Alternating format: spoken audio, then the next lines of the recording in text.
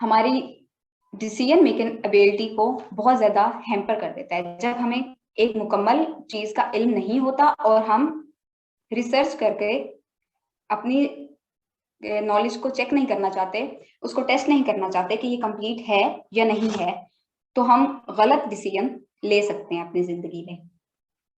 तो अगर critical thinker बनना है तो सबसे पहले तो चेक करना होगा जो नॉलेज आपके पास है वो कंप्लीट है या इनकम्प्लीट है।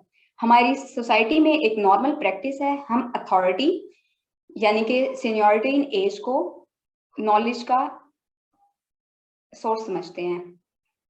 यानी एक परसेप्शन है, अगर 60 से 70 साल का इंसान है तो हमसे ज्यादा नॉलेजेबल होगा, जबकि अगर हम इसे आज की दुनिया में अपने सराउंडिंग में ही कंपैरिजन करें तो 60-70 की उम्र का इंसान सोशल मीडिया से इतना कम वाकिफ होगा, और उसके मुकाबले में 5 से 15 साल की उम्र के दरमियान के बच्चे सोशल मीडिया को ज्यादा अच्छे से इस्तेमाल करना जानते होंगे।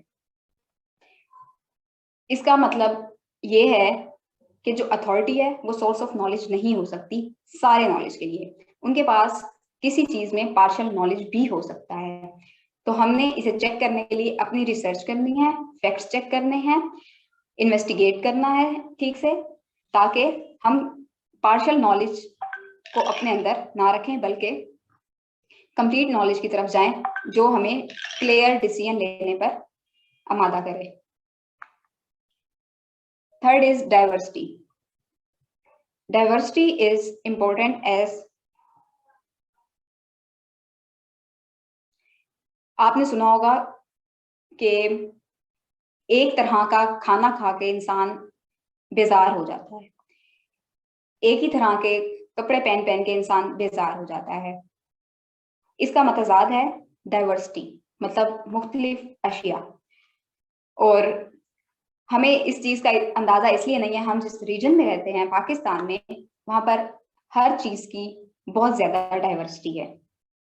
लेकिन एक डाइवर्सिटी जो हमारे अंदर नहीं है वो है थॉट्स की डाइवर्सिटी। हम सब एक तरह का सोच रहे होते हैं, या अगर हम में से कोई मुख्तलिफ भी सोच रहा है तो हम उससे इतना ज्यादा इंटरेक्ट नहीं करते, यानी हम अपनी जैसी सोच के दोस्त बनाते हैं, हमारी सोच हमारे घर वालों जैसी होती है और हम अपने ही जैसे लोग ढूंढते हैं। मतलब हर चीज में हमारी डाइवर्सिटी है, जो कि हुस्न है एक सोसाइटी का। तजाद को माशरे का हुस्न कहा जाता है। डाइवर्सिटी को बहुत ब्यूटीफाइन मीनिंग में लिया जाता है। रंग बिरंगे फूल हों, थॉट्स। डाइवर्स थॉट्स कैसे आते हैं? डिफरेंस ऑफ ओपिनियन से। जब हम अपनी जैसी सोच के लोगों से मिलेंगे, अपनी जैसी सोच के लोग ढूंढेंगे और अपनी सोच को डिफरेंट बनाने की कोई कोशिश नहीं करेंगे, तो हमारी जो थिंकिंग है वो डाइवर्स नहीं हो सकती। डाइवर्स करना क्यों जरूरी है? जब आप डिफरेंट ओपिनियन सुनते हैं तो आपके दिमाग में डिफरेंट इंटरप्रिटेशंस हो रही होती हैं। जब डिफरेंट इंटरप्रिटेशंस होती हैं तो आपके दिमाग में क्रिएटिविटी जन्म ले रही होती है।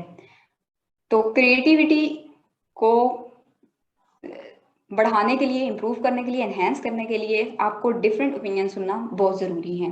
लेकिन हम सुनते हैं अपने माशरे में कि अदम बर्दाश्त बहुत ज़्यादा है, उसकी वजह से हम डिफरेंट ओपिनियन सुन नहीं सकते, अपने से बिल्कुल ऑपोजिट ओपिनियन। हम कंट्रोवर्शियल टॉपिक्स पे बात करना पसंद नहीं करते, क्योंकि कंट्रोवर्सीज से ज्यादा डिफरेंट ओपिनियन सामने आते हैं और उसके बाद झगड़े हो जाते हैं, बात कभी कभी मार कुटाई तक भी पहुंच जाती है, जिससे हमारे थॉट का एक क्रिटिकल एस्पेक्ट खत्म हो जाता है और हमारी क्रिएटिविटी पे डेंट पड़ता है। लेकिन हम इस वक्त सोशल मीडिया के दुख में रह रहे हैं। तो सोशल मीडिया का एक इसके पीछे जो वर्किंग होती है उसके मुताबिक जो चीज आप देखना चाहोगे आपको ज्यादा से ज्यादा वही दिखाएंगे, और जो चीज आप नहीं देखना चाहोगे वो कभी आपके टाइमलाइन पर शो नहीं होगी। इसके लिए आपको खुद से एफर्ट करनी है, और एफर्ट इस तरह करनी है कि जो डिफरेंट टॉपिक्स हैं या एक टॉपिक लेकर उसके जो डिफरेंट एंगल्स हैं उन पर खुद से रिसर्च करनी पड़ेगी। मिसाल के तौर पे आपने सुना होगा एक तस्वीर के दो रुख होते हैं, और इंग्लिश में कहा जाए तो डिफरेंट एंगल्स होते हैं एक ही स्टोरी के। तो स्टोरी का एक एंगल देखने के बजाय डिफरेंट एंगल्स देखें। मिसाल के तौर पे हम पाकिस्तान में रहते हैं और पाकिस्तान सिर्फ 75 साल पहले बना है। तो इसका यह मतलब नहीं है 75 साल पहले जमीन कहीं से अचानक से निकल आई थी, बल्कि जमीन यहीं पर थी, लोग यहीं पर आबाद थे। पाकिस्तान को इस खित्ते का नाम पाकिस्तान 75 साल पहले पड़ा। अगर मैं हिस्ट्री पढ़ना चाहती हूँ तो मैं सिर्फ पाकिस्तानी पॉइंट ऑफ व्यू से ना पढ़ूं, बल्कि जिन जिन लोगों ने इस खित्ते के बारे में लिखा है उनकी डॉक्यूमेंट्रीज पढ़ूं।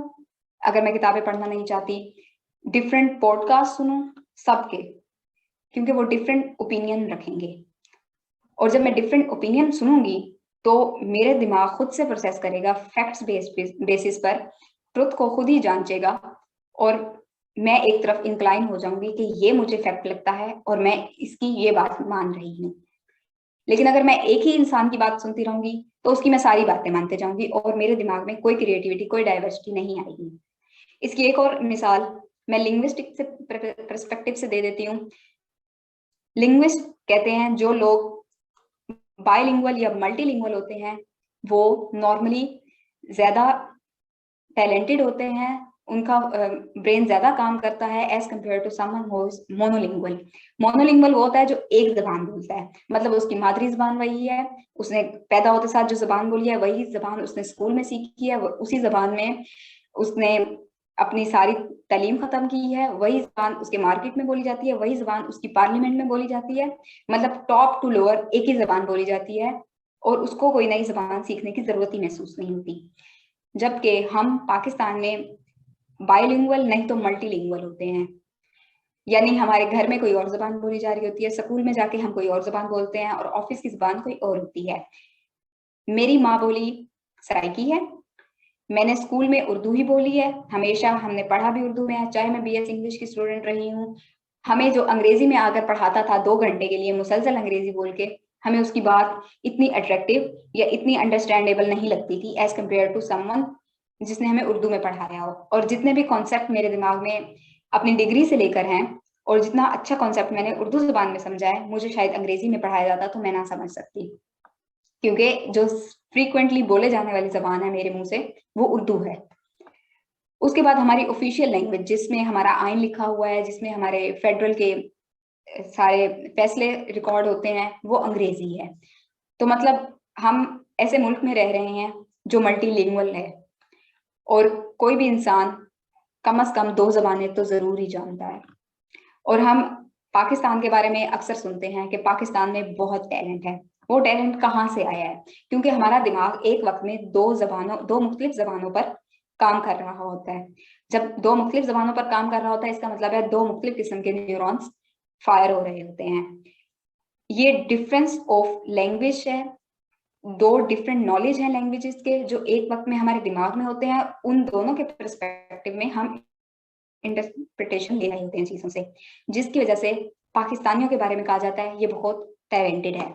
और जो भी मुल्क जहां पर बायलिंगुअल या मल्टीलिंगुअल मतलब 2 या 2 से ज्यादा जबानें बोली जाती हैं, वो मोनोलिंगुअल एक जबान बोलने वाले बाशिंदों से ज्यादा टैलेंटेड होते हैं। इसके बाद है इसी का एक्सटेंडेड वर्जन जिसमें सेल्फ इंप्रूवमेंट और सेल्फ कॉन्फिडेंस की मैं बात करूंगी। हमारे माशरे में क्रिटिकल थिंकिंग ना होने की वजह से एक चीज है कंपैरिजन, जो बहुत ज्यादा है। आप स्क्रीन पे देख सकते हैं एप्पल्स टू ऑरेंजेस, दोनों फल हैं, लेकिन क्या इनका कोई मुकाबला है? इनका कोई कंपैरिजन है? तो मेरा दिमाग तो मानने को तैयार नहीं कि इनका कोई मुकाबला है। मुझे सेब जितने पसंद हैं उतने ऑरेंजेस ही पसंद है, लेकिन अगर मुझे कोई तराजू में रख के कहे कि ये लेना है या ये लेना है या इसके मुकाबले में किसको आप दोगे, तो ये मेरी पर्सनल चॉइस पर हो सकता है, इसको कंपेयर करने का कोई तराजू नहीं है। इसी तरह हम इंसान, सब इंसान यूनिक है बायोलॉजिकली। हमारा हम सबका डीएनए डिफरेंट है, हमारे अंदर यूनिकनेस पाई जाती है, लेकिन हम जिस सोसाइटी में रह रहे हैं क्रिटिकल थिंकिंग ना होने की वजह से हम हर वक्त अपना कंपैरिजन कर रहे होते हैं। उस कंपैरिजन से होता क्या है कि हमारे दिमाग की 50% ऑफ कैपेबिलिटीज कंपैरिजन की तरफ लगी रहती हैं। कंपैरिजन पहले समझ लें क्या होता है। कि कंपैरिजन होता है कि मैंने किसी से आगे बढ़ना है, और ये सोच जो है ये इतनी बुरी नहीं है, इसको फ्रेंडली कंपटीशन भी बनाया जा सकता है। लेकिन हमारे माशरे में जो कंपैरिजन है वो नेगेटिव कंपैरिजन है, नेगेटिव कंपटीशन है, वो फ्रेंडली तो बिल्कुल नहीं है। हम दो तरीकों से आगे बढ़ते हैं। एक तो हमने किसी को नीचा दिखाना होता है, मतलब इससे ज्यादा अच्छी सैलरी हो जाए, इससे बड़ा घर हो जाए, इससे बड़ी गाड़ी हो जाए, जो कि ऑल टुगेदर गलत है। हमने किसी और के मुकाबले में आगे बढ़ने की क्या जरूरत है जब हमारे अंदर खुद में एक सलाहियत है। हम यूनिक हैं, हमारी बायोलॉजी बताती है। एक और, अगर आपके इर्द गिर्द कोई आइडेंटिकल ट्विन है जिसकी जिन्स सेम है, जिसकी शक्ल सूरत सेम है, लेकिन आप देखोगे कि उसका डीएनए भी काफी हद तक सेम होने के बावजूद, उन दोनों में सिमिलरिटीज होने के बावजूद स्पेसिफिक डिफरेंसेस होंगे, और आप उन डिफरेंसेस की वजह से उन ट्विन्स को पहचानते हो। तो इस तरह जो इंसान जो शक्लो सूरत में भी थोड़े से मुख्तलिफ होते हैं, डीएनए कंप्लीटली एक दूसरे से मुख्तलिफ होता है, उनका कंपैरिजन करने से हमारी ज़हनी सलाहियत पर एक डेंट पड़ता है, और वो डेंट है हमारी क्रिएटिविटी लॉस का। उसमें ना सिर्फ हमारी क्रिएटिविटी लॉस होती है, बल्कि हमारा सेल्फ कॉन्फिडेंस, खुद पर एतमाद करना, और अपनी वर्थ को हर वक्त प्रूव करना, अपने आप को वैल्यूएबल साबित करने में लगे रहना। इसकी एक और मैं मिसाल देती हूँ कि जब हम फोकस करेंगे कि हम क्या क्या नहीं कर सकते और उसको इम्प्रूव करने में लगे रहेंगे, तो जो काम हम कर सकते हैं उनको कब इम्प्रूव करेंगे।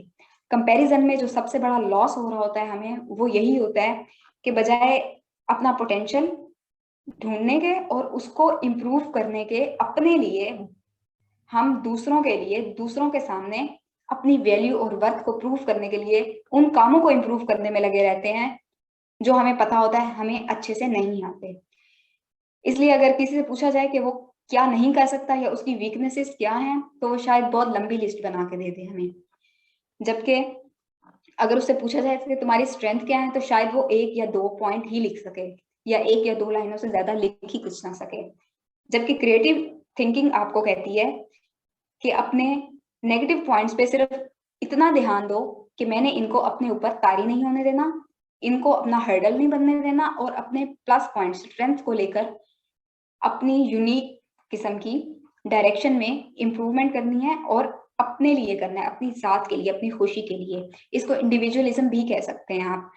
लेकिन कंपैरिजन करने से हमारी क्रिटिकल थिंकिंग या सोचने की सलाहियत पर ध्यान इसलिए भी नहीं जाता कि हम अपने दिमाग की आधी सलाहियतें सिर्फ कंपैरिजन में लगा रहे होते हैं। तो जिस चीज में आप 100% दे ही नहीं रहे, उसमें आप कितने कामयाब हो सकते हैं? 50%। नेक्स्ट है फियर, खौफ।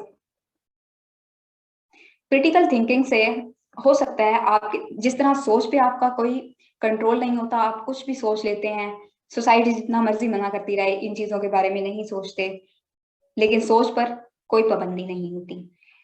इसी तरह क्रिटिकल थिंकिंग में आप मुख्तलिफ एंगल्स पे, मुख्तलिफ तरीकों में तस्वीर के मुख्तलिफ रुख देखते हो, तो आपके दिमाग में मुख्तलिफ सवाल आते हैं। क्रिटिकल थिंकिंग का सबसे बड़ा काम ही आपके दिमाग में सवाल पैदा करना है। जब उन सवाल के जवाब में आप रिसर्च करोगे, फैक्ट्स ढूंढोगे, तो आपके लिए नई नई चीजें अनलीश करना है, क्यूरियोसिटी। लेकिन सबसे जो बड़ा फियर होता है हमारी सोसाइटी में इस वक्त पाया जाता है, वो स्टिग्मास का फियर है।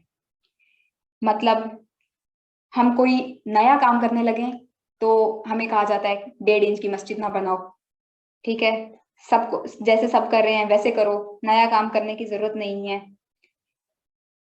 ये फेयर नेचुरल है, लेकिन इसको अपने ऊपर तारी कर लेना और अपने तरक्की की राह में रुकावट बना देना गलत है। और इसको अपनी तरक्की की राह में रुकावट ना बनने के लिए आपको क्रिटिकल थिंकिंग करनी पड़ेगी। यानी आपको खुद से एविडेंस ढूंढने पड़ेंगे कि आप यहाँ पर जा रहे हो नई चीज डिस्कवर करने, ढूंढने के लिए, नए सवाल ढूंढने के लिए। आपकी पर्सनैलिटी में जो चेंजेस आ रही हैं वो पॉजिटिव हैं, वो हेल्दी हैं कि डिस्ट्रक्टिव हैं। उसका आपकी जात पर कोई नुकसान हो रहा है, आपकी सोसाइटी पर नेगेटिव असर आ रहा है कि पॉजिटिव, आप पर्सनल जजमेंट के जरिए, सेल्फ करेक्शन के जरिए डिसाइड कर सकते हो कि आपने इस फेयर को अपने रास्ते में ऑब्स्टेकल बने रहना देना है या गिरा देना है।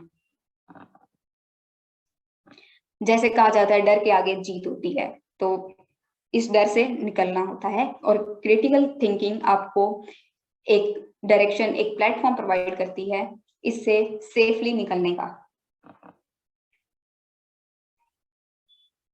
नेक्स्ट इज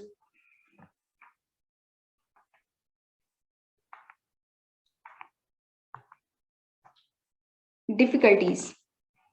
आप देख सकते हैं एक लिखा है जॉबलेस नॉट होपलेस और दूसरी तरफ है नो होप। ये दो तस्वीरें हैं। और क्रिटिकल थिंकिंग ना करने की वजह से हमारी सोसाइटी में जो दो बहुत नेगेटिव एस्पेक्ट जन्म लेते हैं हमारी थिंकिंग की वजह से, वो होते हैं होपलेसनेस यानी बेबसी, और दूसरा बेहिसी। ये कैसे है? जब आप ज़हनी तौर पर कबूल कर लोगे कि आप कुछ नहीं कर सकते, आप बेबस हो, तो आप अगर कर भी सकते हो और आपके अंदर सलाहियत भी है तो भी आप अटेम्प्ट नहीं करोगे और आप रुक जाओगे, आप अपनी तरक्की की राह में खुद ही रुकावट बन जाओगे। जबकि इससे एक और चीज जन्म लेती है, उसे कहते हैं बेहिसी। जब आप खुद के लिए कुछ नहीं कर सकते तो आप सोचते हो मैं किसी और के लिए कैसे कुछ कर सकता हूँ। आपका अपने लिए कंट्रीब्यूशन जीरो हो जाता है, अपनी सोसाइटी के लिए कंट्रीब्यूशन जीरो हो जाता है और अपने मुल्क के लिए कंट्रीब्यूशन जीरो हो जाता है। इसे कहते हैं नॉन प्रोडक्टिविटी। और आपको पता है पाकिस्तान में कितनी ज्यादा नॉन प्रोडक्टिविटी है। और मैं अपने पर्सनल ऑब्जर्वेशन के बाद इस नतीजे पर पहुंची हूँ कि हमने तस्लीम किया हुआ है कि हम कुछ नहीं कर सकते, हम बेबस हैं। हालांकि हम उस चीज पे फोकस ही नहीं कर रहे कि हम कर क्या कह सकते हैं, बल्कि हम उन चीजों पे फोकस कर रहे हैं जो हम नहीं कर सकते। क्रिटिकल थिंकिंग आपको इतना करेज देती है, वो सोच आपको अंदर से इतना मजबूत करती है कि आप क्राइसिस लेने के बजाय चैलेंजेस लेते हो और उनको हेड ऑन फेस करते हो। फेलियर और सक्सेस बात की बात है, पहले उनको फेस करना शुरू करो। जब आप डिफिकल्टीज को कन्फ्रंट करते हो, उनको एज अ चैलेंज लेते हो और उनके सामने खड़े होने का हौसला पैदा करते हो, तो either in the form of success या फेलियर उनका नतीजा निकल आता है। लेकिन उससे आपको जो एक्सपीरियंस मिलता है वो आपकी लाइफ में बहुत बड़ा चेंज ले आता है और उससे आपकी डिसीजन मेकिंग बहुत इंप्रूव हो जाती है। डिसीजन मेकिंग एबिलिटी पर बहुत ज्यादा असर होता है। इसके बाद है इंडिविजुअलिज्म। इंडिविजुअलिज्म क्रिटिकल थिंकिंग की प्रोडक्ट है, बाय प्रोडक्ट समझ लें आप, कि इंसान की सोच अपनी है। जब क्रिटिकल थिंकिंग उसकी अपनी हो जाती है, तनकीदी सोच उसकी अपनी हो जाती है और वो अपनी शख्सियत को निखारने पर ज्यादा तवज्जो देता है बजाय इसके कि माशरे पर तवज्जो दे और उसके प्रॉब्लम्स पर तवज्जो दे। वो अपने प्रॉब्लम्स पर तवज्जो देता है, उनके रूट कॉज तक जाता है और उनको खत्म करने की कोशिश करता है, चैलेंज के तौर पे लेता है और उनको हेड ऑन फेस करता है। तो उसके नतीजे में इंडिविजुअलिज्म जन्म लेती है।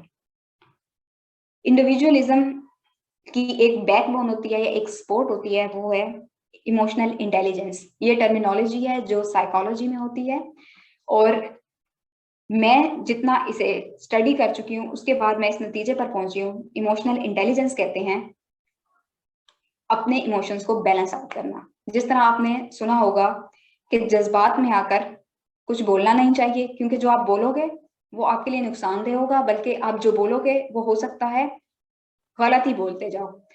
जज्बात में आकर कभी फैसला नहीं करना, क्योंकि हो सकता है ज्यादा चांसेस यही होते हैं कि वो फैसला गलत होगा। मिसाल के तौर पे गुस्से में जब आप बोलोगे तो हो सकता है आपके मुंह से गालियां निकले, गालियां ना भी निकले तो गलत बात निकले जिसका बाद में आपको अफसोस हो। गुस्से में आकर आप कोई फैसला करो और फिर सारी जिंदगी पछताते रहो। इसी तरह गुस्से में आकर सोचना भी नहीं है, क्योंकि गुस्से में आकर अगर आप सोचोगे तो आपकी थिंकिंग फैकल्टी पर हिट होगा और आपकी क्रिटिकल थिंकिंग जो है, जो साइंटिफिक थिंकिंग है, उसमें डिक्लाइन आएगा। तो इमोशनल इंटेलिजेंस ये है कि अपने जज्बात को ठंडा करना। पाकिस्तानी कौम के लिए ये भी बोला जाता है कि ये बहुत जज्बाती कौम है। तो ऐसा कौन सा इंसान है जिसके अंदर जज्बात नहीं होते? जज्बात हर इंसान के अंदर होते हैं। मसला ये है कि पाकिस्तान में कभी आपको जज्बात को रेगुलेट करना, उन्हें काम डाउन करना, उनमें रेगुलेशन लाना है, बैलेंस लाना नहीं सिखाया जाता। इसलिए पाकिस्तानियों पे ये लेबल लगता है कि ये जज्बाती कौम है, हालांकि हर इंसान के अंदर जज्बात होते हैं। इमोशनल इंटेलिजेंस जो है, जब आप ठंडे दिमाग से सोचते हैं तो भी आप मुख्तलिफ एंगल्स पर सोच रहे होते हैं, तस्वीर के मुख्तलिफ रुख देख रहे होते हैं, जिससे आप हकीकत को तस्लीम करने में ज्यादा आगे होते हैं as compare to someone who is emotional, जो अपने इमोशंस पे काबू नहीं पा सकता या उनको टाइमली बैलेंस आउट नहीं कर सकता। एक्सट्रीम इमोशंस जो होते हैं वो अगर शॉर्ट लिव्ड हो, थोड़ी देर के लिए हो, तो इतने नुकसानदेह नहीं होते, लेकिन अगर वो प्रोलॉन्ग हो जाए तो वो आपकी डिसीजन मेकिंग पावर पर बहुत इफेक्ट करते हैं, और डिसीजन मेकिंग पावर आपकी डायरेक्टली क्रिटिकल थिंकिंग से जुड़ी होती है, और इसके नतीजे में इनटॉलरेंस बिल्ड होती है। जबकि अगर आप इमोशनली इंटेलिजेंट हो जाएं तो आप टॉलरेंट भी हो जाएंगे और आप डिफरेंट पर्सपेक्टिव पे सोचना भी शुरू कर देंगे। नेक्स्ट है सक्सेस। क्रिटिकल थिंकिंग में सक्सेस के चांसेस बहुत ज्यादा होते हैं। जो क्रिटिकल थिंकर होते हैं वो अपनी डायरेक्शन खुद ढूंढते हैं, ना कि कोई और उन्हें बताता है। वो अपने फैक्ट्स की बुनियाद पर, अपने ब्रेव होने की बुनियाद पर, फेयर को ओवरकम करके चैलेंजेस को हेड ऑन लेने पर सक्सेस की रास्ते पर स्टेप्स पे ज्यादा जल्दी चलना शुरू होते हैं। और सक्सेस जो है वो एक की पॉइंट है जो सक्सेस को इंश्योर करता है, और वो है एजुकेशन एम्पावरमेंट। अब मैं बताना चाहती हूँ एजुकेशन एम्पावरमेंट क्या है। फाइनेंशियल लिटरेसी, फाइनेंस लिटरेसी और मीडिया लिटरेसी, ये दो लिटरेसी जो कि आपको सक्सेस के रास्ते पर ले जा सकती है, क्रिटिकल थिंकर बना सकती है। और अगर आप क्रिटिकल थिंकर बन गए तो आप एटलीस्ट अपनी डायरेक्शन में क्लियर हो सकते हैं। मेरा मानना है कि हर इंसान क्रिटिकल थिंकर बन सकता है। वो कैसे?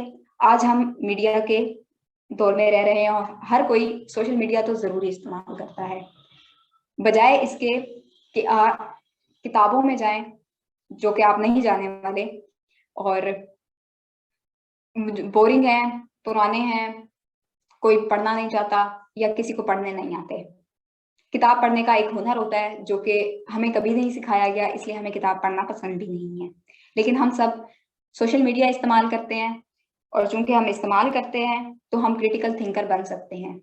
क्यों बन सकते हैं और कैसे बन सकते हैं? इसका जवाब है मीडिया लिटरेसी के पास। मीडिया लिटरेसी एक कॉन्सेप्ट है, इसका कोई आपको नोट्स या बहुत बड़े बड़े आर्टिकल्स नहीं मिलेंगे, बल्कि मीडिया लिटरेसी है कि मीडिया पर मौजूद जितना भी कंटेंट है, एक टॉपिक पर उस सारे कंटेंट को गो थ्रू करना और अपनी थिंकिंग कैपेबिलिटी से, क्योंकि जब आप डिफरेंट ओपिनियन ले रहे होते हैं तो आपका दिमाग हर किसी को इंटरप्रेट कर रहा होता है, हर ओपिनियन को इंटरप्रेट करता है, और आपके दिमाग में एक परसेप्शन बनना शुरू हो जाती है। जब आप डिफरेंट चीजें पढ़ते हैं तो बहुत सारी डिफरेंट परसेप्शंस होती हैं, और फिर आप जब फैक्ट्स एनालिसिस करते हो, उस पर रिसर्च करते हो, तो आप किसी एक नतीजे पर पहुंच जाते हो। आप कोई भी कंट्रोवर्शियल टॉपिक ले लें या जिस पर डिफरेंट एंगल्स हो सकते हैं, मिसाल के तौर पे बहुत कंट्रोवर्शियल टॉपिक है कि नहीं बात करते, आप किसी एक टॉपिक को लें, मिसाल के तौर पे पाकिस्तान इकोनॉमिक टर्मोइल में क्यों है, ठीक है? आप कुछ इंटेलिजेंट लोगों की बात सुनेंगे जो फैक्ट्स एंड फिगर सामने रखते हैं, तो वो कहेंगे कि पाकिस्तान पहली दफा नाजुक मोड़ पे नहीं है, ये बार बार नाजुक मोड़ पे आता है, और कुछ लोगों का कहना है कि ये हमेशा से नाजुक मोड़ पे ही खड़ा है। लेकिन अगर आपने इसकी रूट कॉज पे जाना है तो आप किसी एक इंसान को नहीं सुन सकते।